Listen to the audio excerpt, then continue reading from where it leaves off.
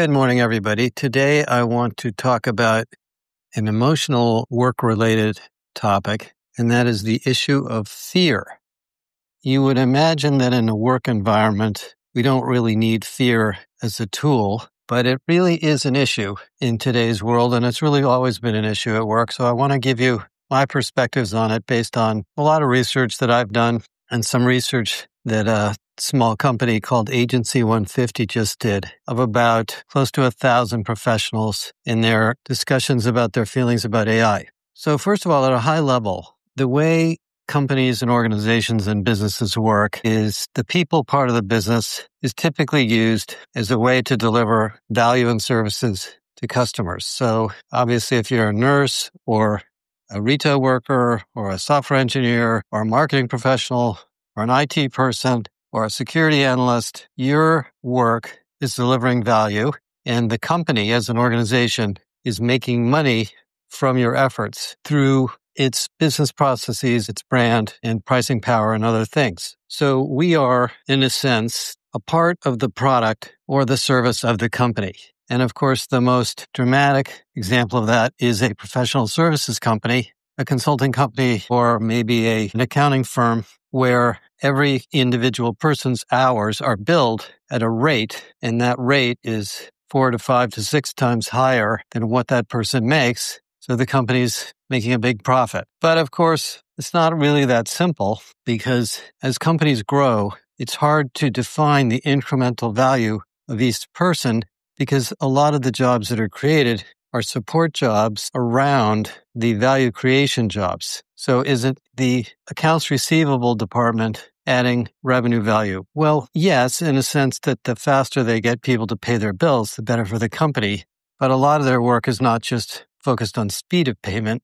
It's focused on bureaucracy of payment. And we all have this piece of our work. It's definitely not customer value creating. So if we want to keep our jobs, which most of us do, and we want to add value in our jobs, we have to try to avoid becoming overhead because, an overhead job might seem important, but at the end of the day, when times are tough, those are the jobs that are going to get cut. By the way, human resources is a good example of this, and we could have a long debate about whether human resources is value creating or administrative, but the reality is it's probably somewhere half and half. And one of the reasons that AI is so important in HR is it gives us the opportunity to be much more value creating, much less administrative. Okay, very simplistic idea, but very important because everybody's in a debate right now about how to eliminate all of this non-essential, non-value creating work with AI. Now, before I go to the next part of the discussion, let me add a little parenthesis around that idea. Is automation simply a way to eliminate routine work? Well, obviously, when you think about all of the other stages of automation over time, that's not true. Most automation is used for value creation. And so the people add value in new ways, not by eliminating routine work. Now, I don't think people understand that yet about AI. This is true in every other automation cycle. The story that's the most interesting that we'll be writing about in the new book I'm working on is the history of electrification. During the days of steam-powered factories, all of the machines in the factory ran from the steam engine, and the RPM or speed of the steam engine, powered everything. So everything had to run in synchronous manner because you couldn't stop the steam engine and restart it or make it go faster and slower without everybody being affected because there were all sorts of pulleys and gears using the power of the steam motor, the torque or twisting power. When electric motors came along, people discovered, and this took a decade, by the way, that every electric motor could operate independently at its own speed. So we could create factories that had highly optimized internal operations between the different parts. That wasn't eliminating the routine work of the steam engine. That was doing it in a better way. And that's what's going to happen with AI, of course. Once we really get AI-ified, we're going to have highly optimized sub-processes in the company operating at a much faster rate of speed or quality or customer service than before. For example, an AI scheduling system in a hospital doesn't just reduce the need for a bunch of people doing it. It allows nurses to get a better schedule and swap their schedules faster and maybe get more flexible schedules and many, many other things. that were not possible before. By the way, we're working on a big body of research in frontline work, and within a few months, we should be able to produce and show you some amazing things that you need to consider amongst the frontline workers in your company, because we all have frontline workers. Okay, so going back to the original discussion, given that the AI world is relatively new, a lot of the narrative that's coming from C-level execs is about cost reduction. And so what they're doing is shifting costs from labor to capital. In other words, they're buying more equipment, meaning IT equipment and software, and less humans. Now, I did some analysis this week. I really wanted to get my head around these numbers. And it turns out in the United States, if you look at IT spending, not including the big hyperscaler AI platforms, it's about 23% of payroll. So somewhere in the United States, around 87% on average, and it varies by company, of human capital related spending goes to humans, and about 23% goes to tech. And so that's sort of a 4-to-1 ratio. If you tilt that up to more tech, you have less money for humans. And that is what is happening. IT spending, not including the hyperscalers, is supposed to go up by about 9% this year. And the IT AI stuff, the tools, by the way, a lot of that's IT services, but the IT tools part that are allocated to AI is going up by 60 to 70%. So we've got a budget in our companies where we're buying new things for automation, expecting the automation to reduce the number of people we need or improve the revenue. So we as people are caught in the middle. And we're caught in the middle in 3 ways. Number one, we don't know what our new jobs are. We don't really know how to use AI completely yet. We know lots of good things it can do. Those of us that aren't white-collar workers, we're not sure if this is going to be good for us or not. So there's this general consensus amongst the 60 to 70% of people who were surveyed this week that maybe AI is not going to be good for me right now. Nobody knows for sure, of course, but this is the way they feel. So that creates fear. The second part of the fear factor is who's responsible for figuring out how to use this stuff? Me? Or is the company going to tell me? Well, there was a survey that Adecco did of more than 10,000 organizations, and almost 75 to 80% of the C-levels believe it's the person's responsibility for figuring out how to use AI. In other words, it's your job. Well, I've had a lot of time to play around and study it, but the average worker has no time to do that, and they're very unlikely to automate their own job to a large degree on their own. Some people will, for sure, but that's a very sort of scary idea. So if you don't have a plan and you don't have a strategy and you're not giving people direction, you're creating fear and uncertainty. I won't mention the name of the company. It's a well-known company, software company with about 1,000 employees, but very well-known. They've been in the press a lot. And I met with the CHRO the other day. We had a long talk about this. She said, yeah, we're all over AI, but our CEO is so gaga about AI. He's told everyone to use whatever they can to automate their job as fast as they can, or else we're going to cut their size of their teams. And I know another software company with 11,000 employees going through the same thing.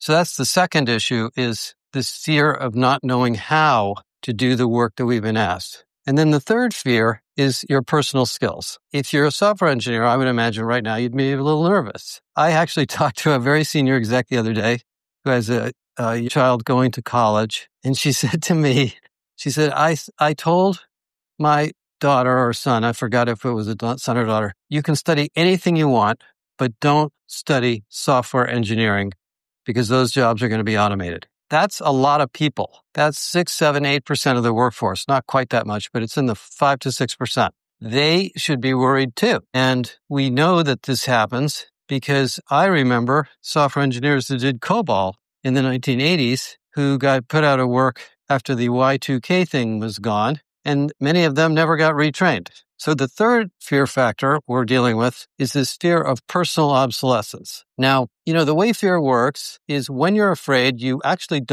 might work harder, but you're more frantic, you're more distracted, you're less creative, you're less collaborative, you're probably going to make more mistakes, and you're probably not going to be healthy. So fear is not a good thing. I know there are CEOs who love the idea of it, and lots of teams and companies thrive on it. I'm reading this wonderful book called Apple in China about what the demanding culture is like over there. Meta has a big study just came out from one of the employees at Meta on the culture of the AI group, how much uncertainty and fear and lack of strategy they're suffering with. So, a little fear is good because it keeps people on their toes. But fear for a positive way is more of an inspiring fear. It's really more energizing than debilitating. And these three factors I mentioned earlier, eliminating jobs, not knowing what to do, and worried about your future as a person or a worker, are very debilitating trends. Now, I wouldn't be doing this podcast if I didn't have a point. And the point is that this fear factor is very high right now. It's higher than I've ever seen it in the data that I've looked at. And I think there's a couple things going on that are causing this, and we have to be aware of them. The first is that the media thrives on fear. So if you look at the headlines of the news stories and the podcasts and the articles and things that you get, at least 3/4 of them are driven by some fear headline to get you to read the article. So when the tech bros talk about elimination of jobs and how rapidly their tools are going to transform work, the natural story is there's not going to be enough jobs. We're going to have high unemployment. Young workers can't find works anymore, etc. For example, this last week or so, there have been a whole dozens of articles about how young workers can't find jobs. And I've studied this and I've written about it, and we're trying to get hold of some of these reporters. That's actually not the problem. There isn't a lack of need for young entry-level workers whatsoever. There's a huge need for that. The reason they're not having an easy time finding a job is because the economy is slowing down.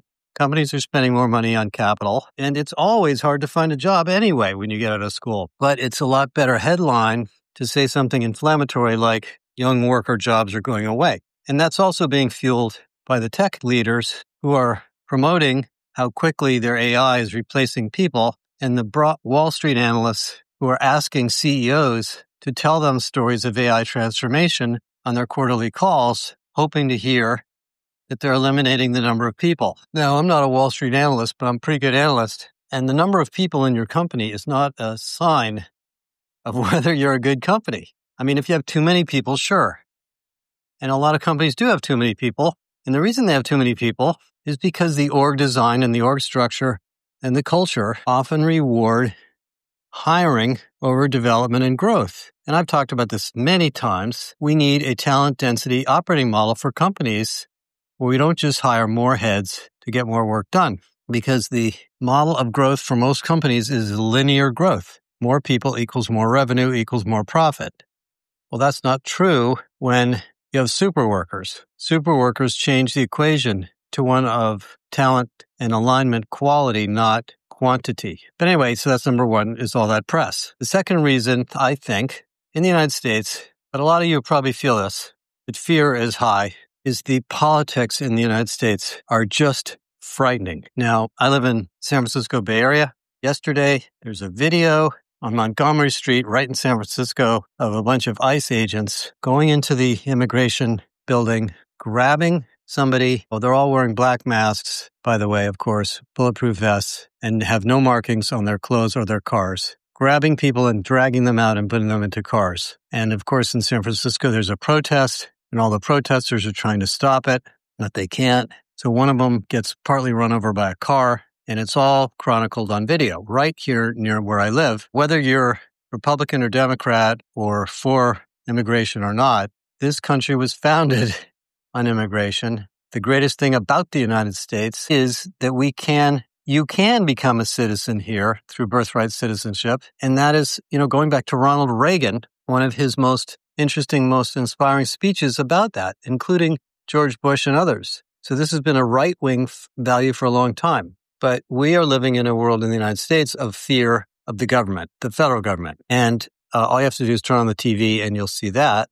And then the third sort of fear is driven by personal work and personal experiences coming out of the pandemic. I think we still have a hangover from the pandemic. A lot of the data that came out from the Agency 150 survey was about remote work, back to work, hybrid work. And most of you know that a lot of employees were basically mandated by their bosses or their companies to get their butts back into the office or show up 3 days a week or do this or do that, because everybody was tired of this remote work, semi-disconnected experience. And on that topic, we're going to do more on this, but we believe, and Julia, our lead analyst in this area, also believes this, that hybrid work is great and there's nothing to be afraid about it.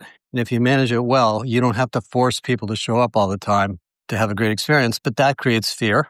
And then we have Doge and the stories of federal layoffs in the middle of floods and hurricanes and fires, and that creates fear. So, there's a lot of things that would make people a little nervous about their jobs and their lives, especially if you're an immigrant worker or maybe you don't have legal status for some reason. So, yes, there is a lot of fear.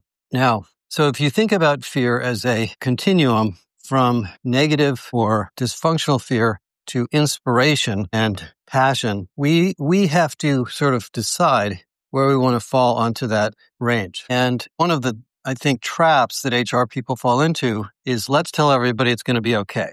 Let's tell everybody we love them. Let's tell everybody we're going to take care of them. Let's be very nurturing and supportive, and let's make people feel good.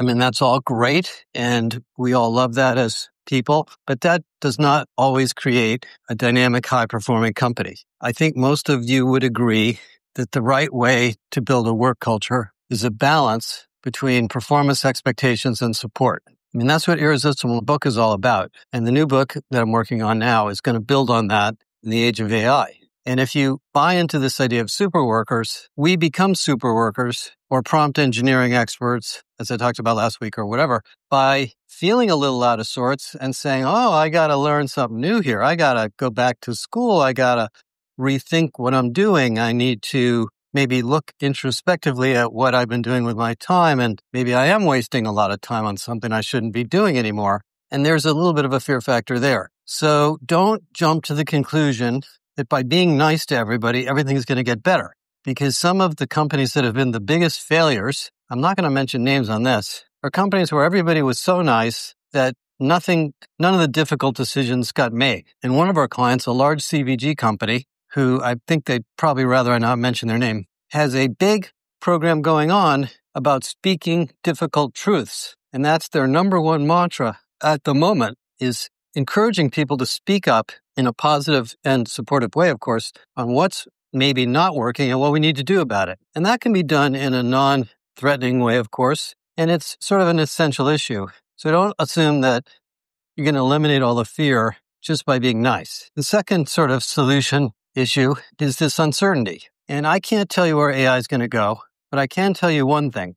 This is a new world. All of the technologies in the past that we've had at work, going back to the electric motor, took time to play out. And they had to experiment with early technologies to figure out later how they could hyper-optimize them. So if you wait for this all stuff to shake out, you're going to be way behind. We're in an era of experimentation. And that's very different from where we were. The last 2 decades after the internet was a lot about implementing technology or integrating technologies, not innovation. And in fact, one of the things that I think has changed the most in my career is the way IT departments have become so passive. When I was a young guy at IBM, the IT departments were building all sorts of software systems and applications all the time. I mean, IBM's business was selling mainframes and software tools to help people build their applications. There were very few packaged applications. And then we went into a 20 or 30-year period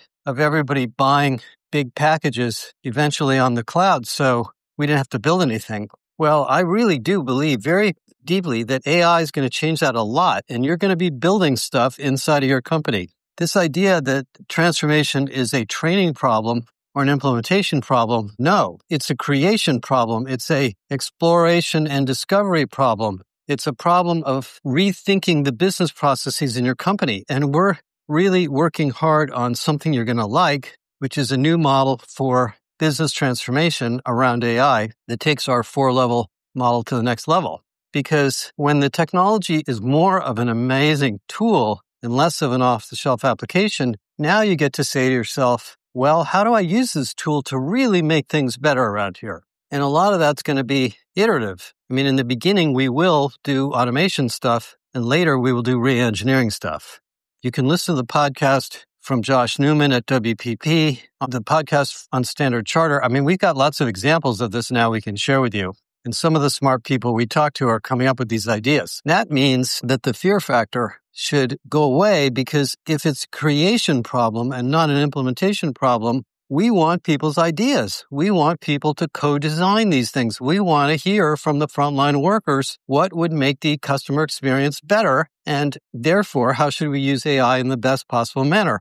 That's the type of work that certainly shouldn't make people afraid.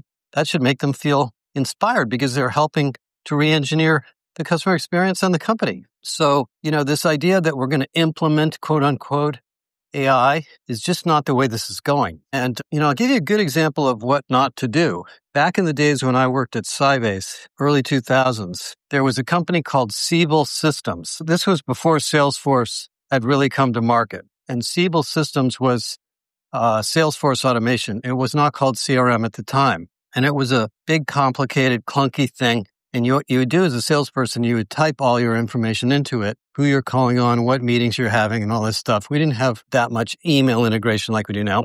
And we were at Sybase, and the CEO of Sybase was friends with Tom Siebel, and Siebel convinced him to implement it. So I was in the sales organization, and there was this big, massive announcement that we're going to implement Siebel, and everybody got all excited. And then we had weeks of training on how to use it. We never had any training on why we were using it, just how to use it.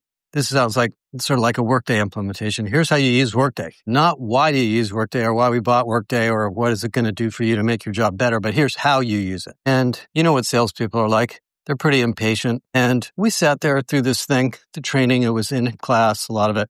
And then we went back to our offices, and I would swear that within a week, no one used it at all. It was just too hard to use. It didn't really add that much value. And the company had to write off of millions of dollars of investment back in the days when millions of dollars was a lot. And Siebel essentially disappeared as a company, by the way. Somebody bought them. It might have been Oracle. So this is not that. This is creation. This is co-creation. So there's an energizing experience there to overcome fear. And then the third thing about fear is creating a scaffold of trust. And I got a lot of inquiries about this week, so I want to go back to something I've talked about before, which is trust. Many of the engagement survey companies, Great Place to Work, Gallup, Watson Wyatt, Watson Towers, Willis Watson, all of them have done many years of study of what engages people at work. And there's a lot of things. We have 24 elements in our irresistible model of different things that contribute to your engagement at work. But when you start looking at engagement as productivity and growth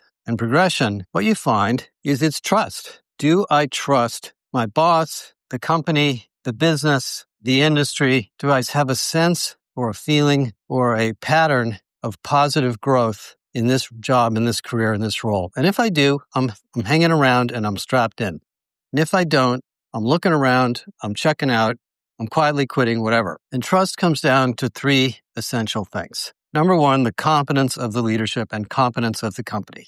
Do the leaders know where they're going? Do they know what they're doing? And do I, as an individual, believe in them? And that's, problematic, because sometimes the leaders don't know what to do. But if they are perceived to be competent, then people trust them. And going back to my career, in my days at IBM in the 80s, when I didn't know a heck of a lot about business, we had originally a CEO by the name of John Akers and then Lou Gerstner when they were turning the company around. But for the first, 6, 7, 8 years I was there, I loved the leadership at IBM. I loved listening to them. I loved learning from them. I trusted them.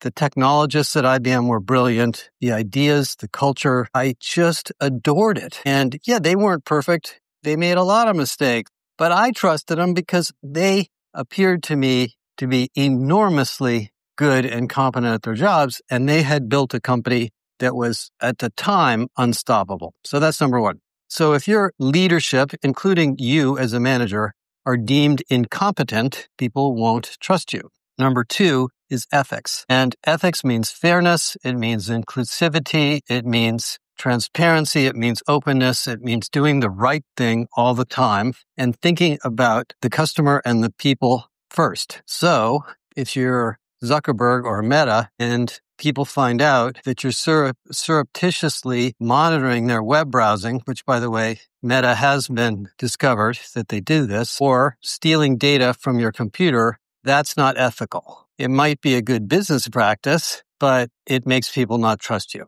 including people in the company. And so some percentage of the people will disengage from that. And there's lots and lots of examples of unethical behavior, including things like not taking care of safety problems and quality issues that are real. And by the way, when I was reading this book about Apple, it's an amazing book, one of the best books I've read in a long time, business books. The thing you kind of pick up from Apple is throughout the entire history of the company, and it's basically a history of the whole company, they've never lost their focus on the meticulous engineering of their products, the quality. There's very few products from Apple that have been poorly engineered. Some of them are not exactly the perfect product market fit, but the engineering quality is exceptional. And it took them a lot of time and a lot of work and a fascinatingly interesting operating model to do that. And so, if you read that book, you can learn more about it. And then the third part of trust is listening. Do managers and leaders listen? Because companies are complicated, they're messy. Frontline workers see a different experience than back office workers, and managers and leaders don't really know what's going on at the nursing floor or in the hospital room or in the retail store or with a given customer unless they're listening to people. And when you feel that people are listening to you, you trust them. It's relationship science. It's probably behavioral science. So if you want to reduce the fear factor, tweak up the trust factor. Now, that's not saying you need to know the answers to all the questions. We don't. I mean, in our company, we're a very high-performing company at the moment. We thrive on change. We constantly talk about it. We constantly question whether we're doing the right thing. And we constantly move people around into new roles and opportunities and projects to deal with things that we need to do next. And so we engender a sense of safety and trust because change is normal. It's not unusual. So, every company has a different culture of change, and the bigger you get, the less change you tend to do. But if you read our dynamic organization research study, and it's in Galileo, you can get all sorts of information from that. There's dozens and dozens of factors here. You need to make people feel good about change. And my experience with the thousands of people I've met over the years is that most people actually love change when it's good for them. So part of the change management process is convincing people that the changes that we're trying to do that are very uncertain are going to be in their best interest. And that gets back to trust. So going back to the very beginning about fear, there's not much you can do about politics. There's not much you can do about global climate change. There's not much you can do about wars. There's not much you can do about the economy. But all these other factors are under your control. And, for those of you that work as business partners, as senior leaders, as COE leaders, as practitioners, as HR people, this is a conversation to have with your business counterparts so they're comfortable with these issues. Now, hard-charging CEOs don't always think about these things until it's too late, but they need to be educated. And, you look at the press on all the transformations going on in different companies, every AI transformation is a human capital transformation. Now, a year or two from now, there will be a lot less uncertainty about all this, and we'll have a much clearer perspective on what super worker means to each individual. And there'll be something else that'll come up that I can't predict. But for now, just consider the fear factor that probably exists in your own company, and maybe these things will help you with it. We are happy to do a speech or presentation or workshop or just talk to you about these issues for your particular company, because we do talk to companies about this all the time. And I think one of the biggest solutions to this sense of fear is power or empowerment or agency. So giving people access to Galileo, giving people training, giving people, some of the things we do is empowering. And I know that because I see it in your guys' eyes as HR people. So that's it for today. Have a great weekend, and we'll talk next week.